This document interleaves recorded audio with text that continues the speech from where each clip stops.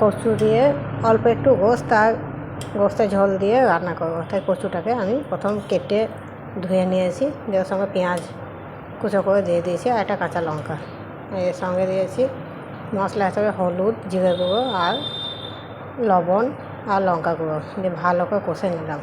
ভালো করে কষছি, ভালো করে কষতে হবে কিন্তু কচু একটু কষার পর পানি দিয়ে দেবো, পানি দিয়ে ঢাকনা দিয়ে ঢেকে দেবো। কচুটা যখন ফুটে উঠবে, খুব ভালো করে হয়ে যাবে সেদ্ধ, তখন আমি ওই গরুর গোস্ত রান্নাটা অল্পই আছে, ওটার সঙ্গে ঝোল টোল যা কিছু আছে সব ঢেলে দেবো। ভালো করে কষে নিলাম, পানি দিয়ে দিয়েছি, ফুটছে, খুব প্রায় সিদ্ধ হয়ে এসছে। এবার আমি গোস্তের ঝোলটা দিয়ে দেবো, দিয়ে আরেকবার ঢাকনা দিয়ে ঢেকে দেবো, দিয়ে নামিয়ে নেবো। আপনারা ধনে পাতাও দিতে পারেন, আমার ধনে পাতা ছিল না তাই দিইনি। শীতের সমস্ত রান্নাতে ধনে পাতা দিলে খেতে খুব ভালো লাগে।